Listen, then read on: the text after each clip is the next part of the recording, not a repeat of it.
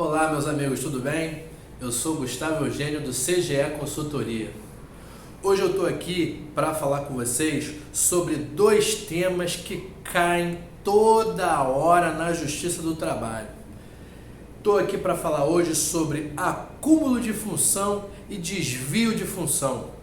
Na realidade, são alterações no contrato de trabalho. Esses assuntos eles são de extrema importância, pois, como eu falei, em todos os momentos, todos os dias, o judiciário trabalhista ele se depara com esses dois temas. E a intenção aqui é tentar separar esses dois institutos trabalhistas que muitas vezes nem o advogado ele sabe diferenciar, porque eles são muito parecidos e existe uma linha muito tênue ali, o que é acúmulo ou desvio de função e, por que não, até os dois juntos ali. Por isso, o advogado trabalhista, o funcionário que necessite de um advogado trabalhista ou uma empresa que queira colaborar no contrato de trabalho, que pretenda não desvirtuar, alterar o contrato de trabalho de forma a violá-lo, de forma ilegal, ele precisa ter essa noção. Gente, olha só, vou falar aqui primeiro sobre o acúmulo de função. O que é o acúmulo de função? Primeiro eu quero deixar claro que o funcionário ele é contratado para a empresa para determinada atividade, determinada função. Por exemplo, nas empresas de varejo, seja numa drogaria, seja num supermercado, num hipermercado, determinado funcionário ele foi contratado para ser repositor. O apontamento da carteira de trabalho dele está lá como repositor. O que é o repositor? Ele pega, seja medicamento, seja produtos no depósito, coloca no carrinho ou numa cesta, alguma coisa, geralmente um carrinho, um pallet, se for um hipermercado, lógico, e traz para a área de venda. Ele apenas repõe aquelas mercadorias, faz a frente de loja, arruma, limpa. Tem algumas funções ali na função de reposição, na função de repositor. A princípio, é essa a função dele.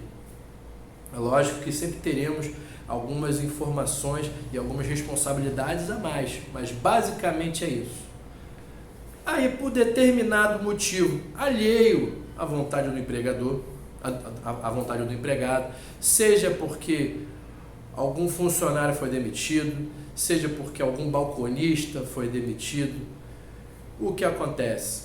Ou a própria empresa reorganiza o seu quadro funcional, o empregador vai chamar aquele repositor e vai falar para ele: olha só, a partir de hoje, além de você fazer a reposição, você vai ter que atender no balcão. Você vai sair daqui, você vai para o balcão, você vai fazer o atendimento no balcão. E nos momentos que não tiver atendimento no balcão, você vai vir aqui para a área de venda e vai repor o material. Você vai servir aos dois lados, como balconista e como repositor.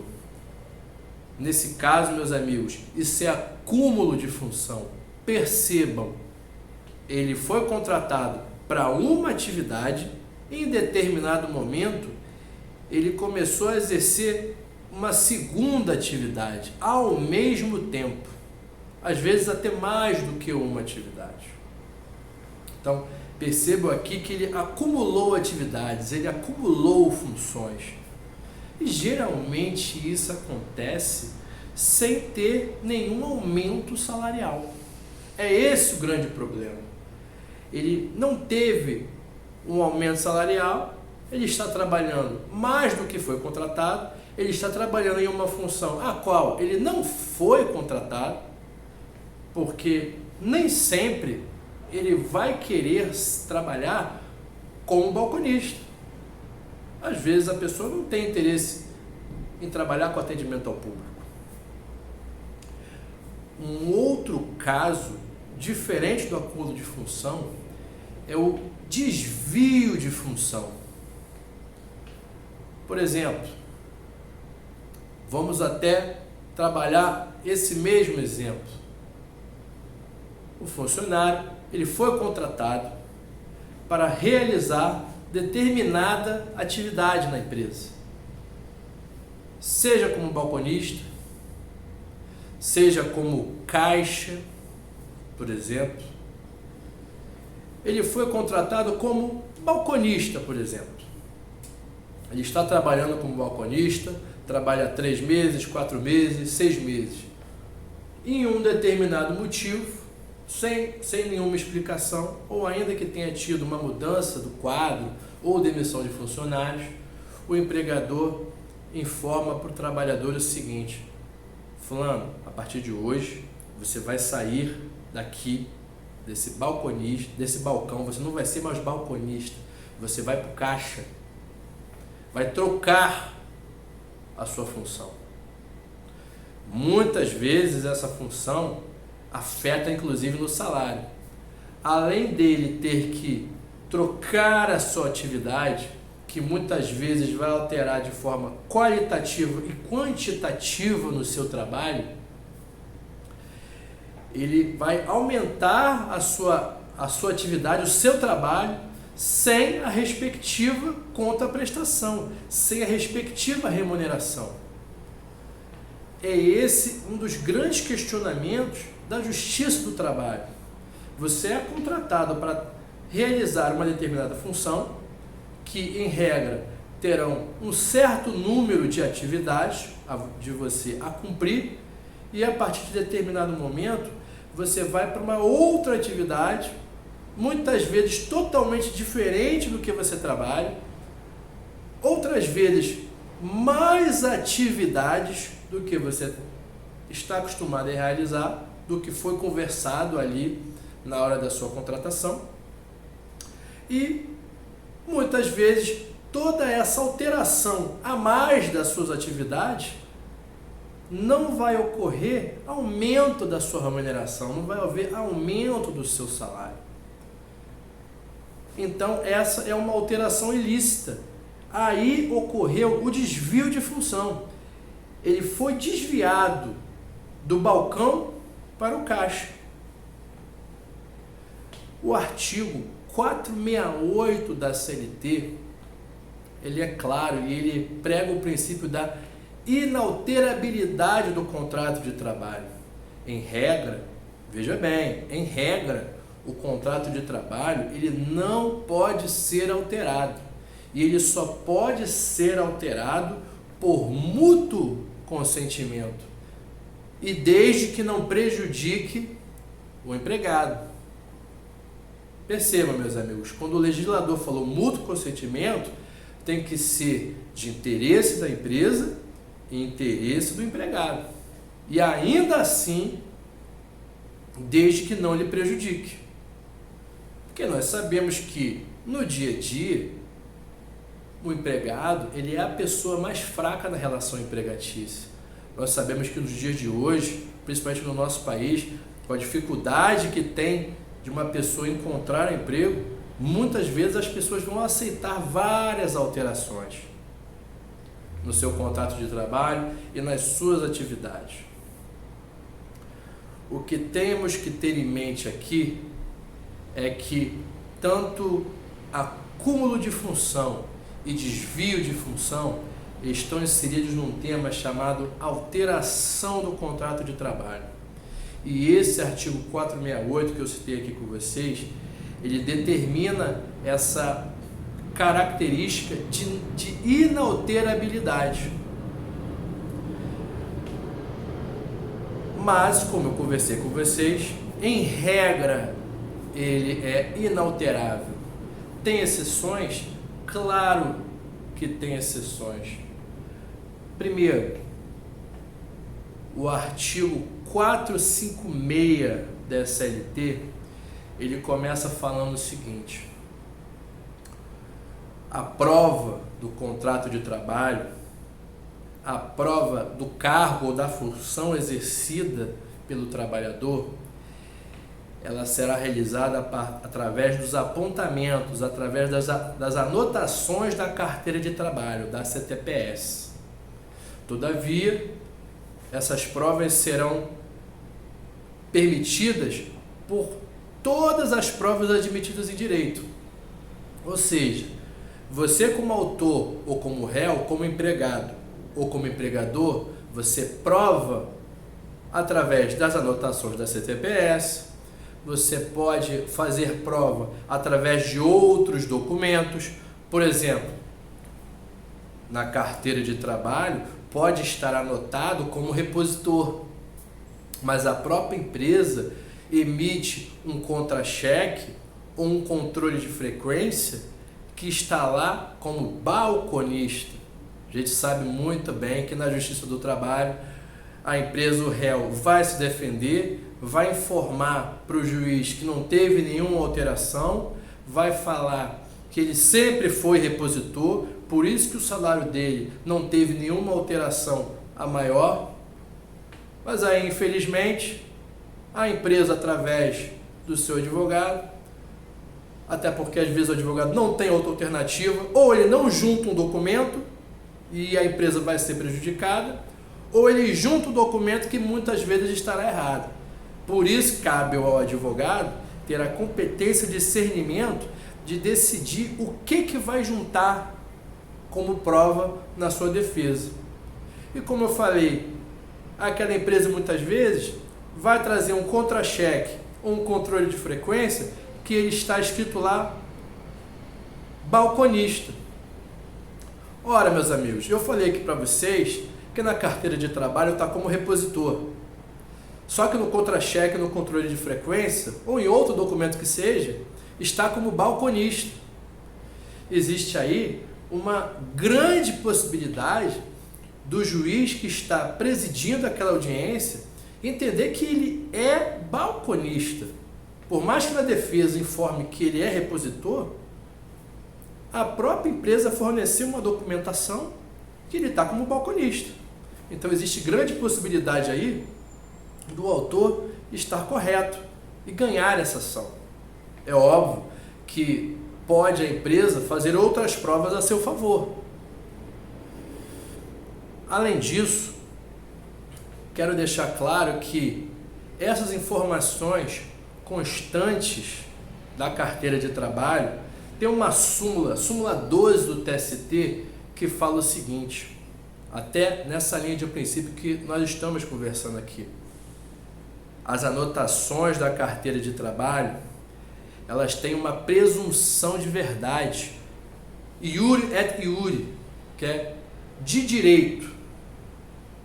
Elas têm uma prerrogativa que existe o presunção de direito e presunção de fato. Até um certo momento, aquela anotação da carteira de trabalho, ela estará ali valendo, salvo prova em contrário. Aí, a partir daí, a súmula 12 do TST informa que os apontamentos na carteira de trabalho não são iure et iure, mas iuris tantum, ou seja, elas não são presunções de direito, elas são presunções de fato, até que se prove o contrário. Esse foi um exemplo que eu falei para vocês aqui. A partir de um momento que a anotação fala uma coisa, e na hora da instrução processual numa audiência, ou através de documento ou testemunhal, no dia a dia percebe-se que é uma outra história completamente diferente. Um outro artigo muito utilizado quando nós estamos tratando de acúmulo de função e desvio de função é esse parágrafo único, do artigo 456. O parágrafo único do artigo 456 diz o seguinte: o empregado, ele, por mais que ele seja contratado para determinada função, é normal, é admissível que ele realize algumas atividades inerentes e atreladas ao seu contrato de trabalho, inerentes e atreladas à sua função. Olha, meus amigos, uma coisa que eu via muito mesmo, eu gosto muito de usar esse exemplo de balconista, porque eu vi muito, né? Veja, por exemplo, esse caso. em uma empresa farmacêutica, uma empresa de varejo, uma drogaria, vários autores pediam acúmulo de função, porque além dele ser balconista, ele tinha que limpar o seu balcão. E falava que isso era a função da faxineira, ou do ASG, auxiliar de serviços gerais. Ora, meus amigos, eu tenho certeza que você, que trabalha no escritório, que trabalha numa empresa, certamente a sua mesa, ela não é bagunçada, ela não é suja, ela é asseada. Então, dificilmente um juiz, creio eu, que vai dar acúmulo de função ou desvio de função para um balconista que só por ele ter limpado aquele balcão ali, aquele espaço de 1 metro, 2 metros, é só você passar um pano ali, só você passar um pano, no máximo jogar algum produto, uma água, um vejo, alguma coisa ali. Isso quer dizer que é acúmulo de função? É óbvio, a partir do momento que também acontecia muito nessa empresa varejista. Uma coisa é ele limpar o balcão que ele trabalha, o local de trabalho dele. Isso aí faz parte das atribuições dele, bem de acordo com o artigo 456, parágrafo único da CLT. Outra coisa era o que essa empresa fazia. Em determinados momentos, seja uma vez por semana, ou de 15 em 15 dias, ou não mais do que isso, a empresa pegava todos os funcionários, repositores e balconistas, às vezes até membros da gerência, e lavavam a loja. Esses balconistas, esses repositores, colocavam bota, às vezes colocavam bota, às vezes colocavam luva. Várias vezes foi comprovado, através de perícia e através de depoimentos testemunhais, que não havia bota, não havia luva, ou seja, eles manuseavam material químico ali, às vezes leves, às vezes mais pesados, sem o famoso EPI, equipamento de proteção individual. Imagina você trabalhar com água sanitária, com lisoforme, sem você ter uma bota, sem você ter uma luva. Várias vezes a sua mão, às vezes você vai ter alergia, né? No dia a dia, é lógico que quando nós chegarmos no dia a dia da Justiça do Trabalho, a empresa vai falar que tinha EPI, tinha bota, tinha luva, mas aí quando você vai ver na prática, só tinha uma bota. Tinha loja que não tinha nenhuma bota. Tinha loja que, de repente, tinha uma luva fina, que aquele material, aquele produto químico, vai ser muito mais forte do que aquele material. Então, o que acontece? Vários daqueles funcionários, eles já tinham um contrato de trabalho há vários anos. Lembro bem que na época vários funcionários falavam: doutor, quando eu entrei na empresa, existia o auxiliar de serviços gerais, havia uma faxineira ali. Então era essa faxineira, era essa ASG, ou às vezes um outro grupo específico, vinha na loja, quando não tinha ASG ali, às vezes tinha uma faxineira ali que limpava semanalmente, depois extinguiu-se esse cargo na empresa. É aí que está o detalhe.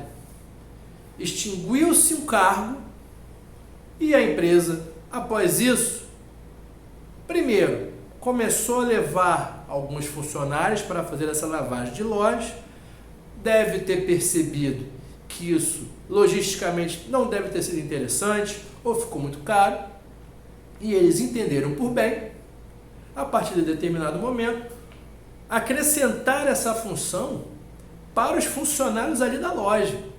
Ou seja, O funcionário ele foi contratado para ser balconista. Em determinado momento, além de balconista, ele tinha que limpar. Era com frequência? Não era com frequência. Era uma vez por semana, que seja? Tudo bem, era uma vez por semana. Mas, primeiro, houve alteração do contrato de trabalho. É essa uma das características que vai definir a vitória ou não, a procedência de uma ação ou não. Você verificar ali que houve e demonstrar para o juiz que houve alteração no contrato de trabalho. Esse é um dos requisitos importantes. Você vai demonstrar para o juiz que você, através do contrato de trabalho, esse contrato de trabalho ele foi prejudicado, ele foi violado. Porque, em regra, o contrato de trabalho ele tem que seguir o que eu falei. Inalterabilidade do contrato de trabalho. Isso vem da regra do direito civil, aquela regra antiga do famoso pacto sunt servanda. O contrato foi feito para ser cumprido por ambas as partes. É lógico que até no Código Civil atualmente há uma flexibilização do pacto sunt servanda. O Código 16 rezava essa premissa praticamente sem exceções. O novo Código Civil, editado de 2002, ele flexibilizou o pacto sunt servanda. Não é que não exista mais o pacto sunt servanda, diferente do que algumas pessoas falam, mas a partir dessa flexibilização desse princípio, criou-se a cláusula rebus sic stantibus, que a partir daí flexibilizou as normas de cumprimento de um contrato.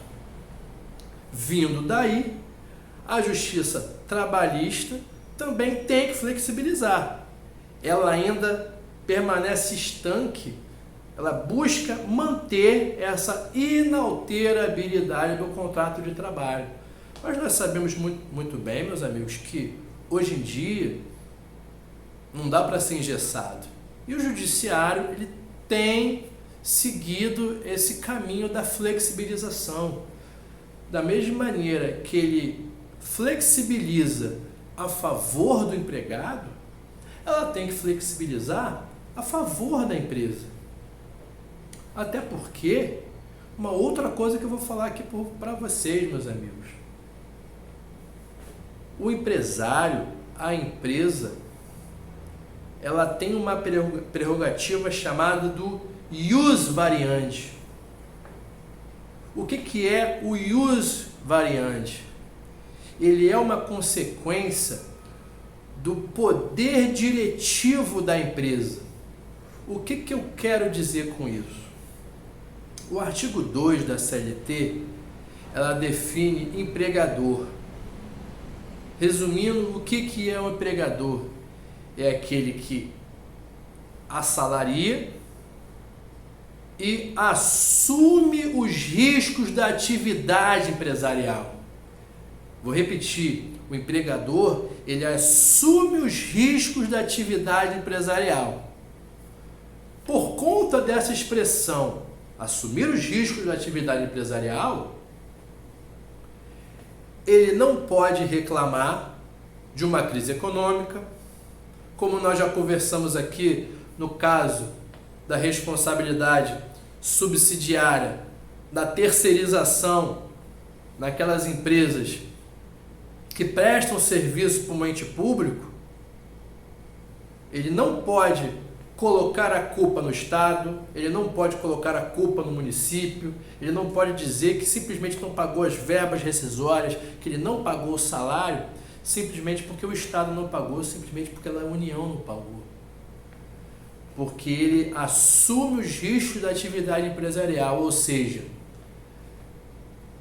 a partir do momento que ele ganha com o suor do trabalhador, a partir do momento que ele ganha dinheiro, e não tem problema ganhar dinheiro, atividade empresarial, empresa objetiva o lucro, isso aí não tem problema, mas a partir do momento que ele ganha através dessa atividade, a partir do momento que ele tem o bônus consequentemente, ele terá o ônus dessa atividade empresarial, porque não é só ganhar, tem o outro lado da moeda, tem os riscos da atividade.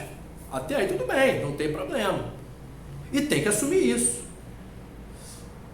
E por ele ter o ônus e o bônus dele assumir o risco dessa atividade, a partir do momento que a empresa, através do ius variandi, do seu poder diretivo, ela tem o poder de alterar alguns detalhes do contrato de trabalho.